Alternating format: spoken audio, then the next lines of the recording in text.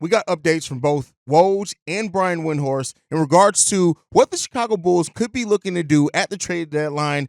And people who aren't fans of continuity, we're about to get a little rough. We're going to get to all that and more right after this. You are now tuned in to Chicago Bulls Central, your number one place for all Chicago Bulls news and content.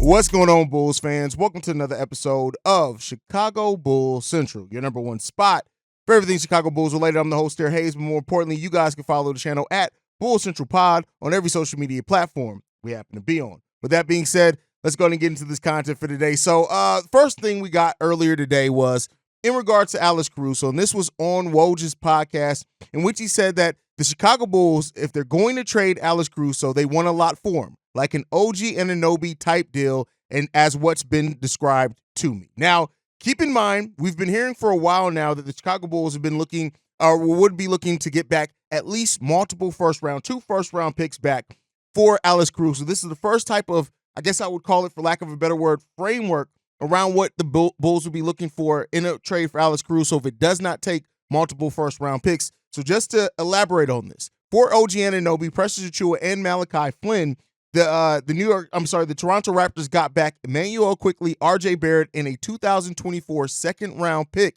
that's likely going to be 31 or 32, which almost makes it close to a first-round pick. So if this is truly what the Bulls are looking back for Alex Caruso, it would explain why ain't crap about to happen for the Chicago Bulls at the trade deadline. Because listen, do not get me wrong, I love Alex Caruso. You guys know I am all for Alex Caruso staying a part of the Chicago Bulls team. I think what he brings for culture building and all that type of stuff is hugely important to what this team needs, and especially even if you do look to go a little bit younger, not full rebuild, I love what he brings. But OG Anunoby is a player that's been in this league for quite a while. He's still young at 26 years old. He's almost 4 years younger than Alex Caruso, and he's averaged for his career 12 points per game. He's done that on 45% shooting and 37% shooting from three-point range while chipping in 4 rebounds, 1.6 assists. So this is still a player that, listen, he showed it, and then look at the last 3 years, 17 points per game, 16 points per game, and 15 points per game before being traded to the New York Knicks. So I get what's being said here, but if the Bulls are truly looking for an OG Anunoby type package deal back, now this has been misquoted. So there have already been some articles that have come out and said, well, the Bulls are looking for an OG Anunoby type player. Go and listen to the Woj podcast. Some of these writers be using AI to write their articles, and it's evident because Woj clearly said an OG Anunoby type deal in exchange for Alex Caruso. So take that for what you will. If he did mean for that to say an OG Anunoby type player, cool. If he meant an OG Anunoby type deal, that's where things get a little bit trickier at. Keep in mind, Emmanuel Quickley and RJ Barrett both immediately basically became starters for that Toronto Raptors team. And so if you're looking for something of that level and magnitude back, I just don't know if that's going to be out there in the open market. Listen, RJ Barrett is a very flawed player, but he is a player coming off a 20-year season, a 19-point-per-game season, and an 18-point-per-game season before being traded to the Toronto Raptors, where he's now averaging 21 points per game for them. And then you look at Emmanuel Quickley, is another player that has always flashed some promise, right? Is been in and out. He's mainly looked at coming off the bench. He started all 14 games so far, though, that he's played for the Toronto Raptors. But he was averaging this season 15 points per game. Alex Caruso is an amazing player, and he is a player that absolutely impacts winning holistically. He just does.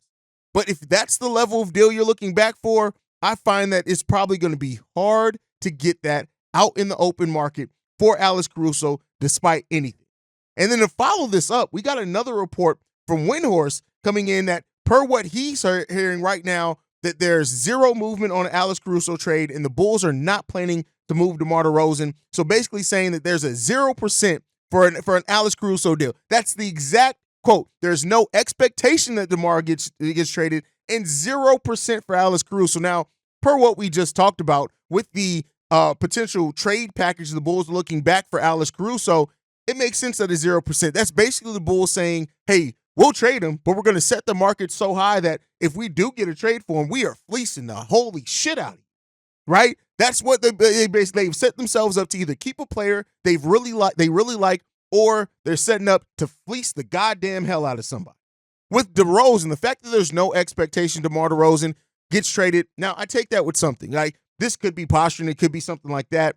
But I think what I've been kind of saying for the last week or so kind of makes sense. The Bulls at this point are either going to extend DeMar DeRozan, or they're going to be willing to bet that any team that tries to sign him in the offseason may need a sign and trade to facilitate that deal getting done. And if that does happen, we'll see. We'll see. Like, if the Bulls, with DeMar DeRozan being back in the open market, if they get even something back like a future second or a couple future seconds, keep in mind, we got DeMar DeRozan in a sign and trade, and we gave up a first-round pick to do so.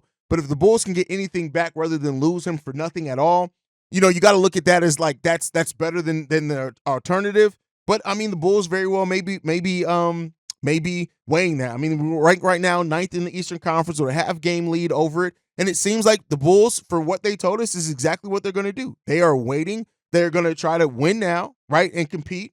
And a full rebuild is not really coming. And, per my video that I dropped earlier today, AK and Eversley are loyal to the players that they bring to this team. And, Kobe and Zach being the only two players that remain that they didn't bring to this team. And they signed both of those guys to new contracts. So that officially makes them now their guys in a lot of ways. So, it is what it is. Another trade period coming of more than likely nothing but continuity. And the bigger question a lot of Bulls fans now have for that is like, not that continuity being one thing, but at what point are we going to move out of being a mediocre team in the NBA? And if you're just waiting on players to excel and a player to take a leap like Kobe White did this year to truly push us there, then you got to trust the young guys and play them a little bit more.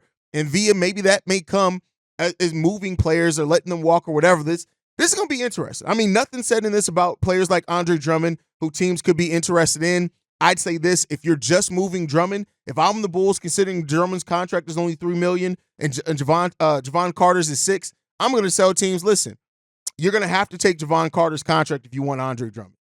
Now, are teams going to bite on that? Probably not. I'm loony. Right now, this is nothing but meathead Haize. That's all this is. This is not fair analytics Haize for other teams. I don't give a damn about other teams right now. But if you're going to try to get Andre Drummond, we may have to try to poach or get you to take on a contract in Javon Carter. That may not be favorable, and that's probably going to turn teams away in that as well. So we'll see. All signs pointing to what everybody kind of expected, and that is the Chicago Bulls doing absolutely nothing at this trade deadline, and that's just what it's going to be. That's what it is. And we'll see if that changes at all as we head towards the season. But guys, thank you so much for tuning in to another emergency episode of Chicago Bulls Central. Make sure you guys are following the show at Bulls Central Pod. You can send us any feedback, questions, comments, concerns, bullscentralpod@gmail.com. And then lastly, if you want to leave a text message and or voicemail for the mailbag, the number to do so, 773-270-2799. We are the number one spot for everything Chicago Bulls related, thanks to you guys. And like I like to end every episode on, go Bulls. Love you guys. See you right if you can, y'all. Peace. This has been a presentation of the Break Media.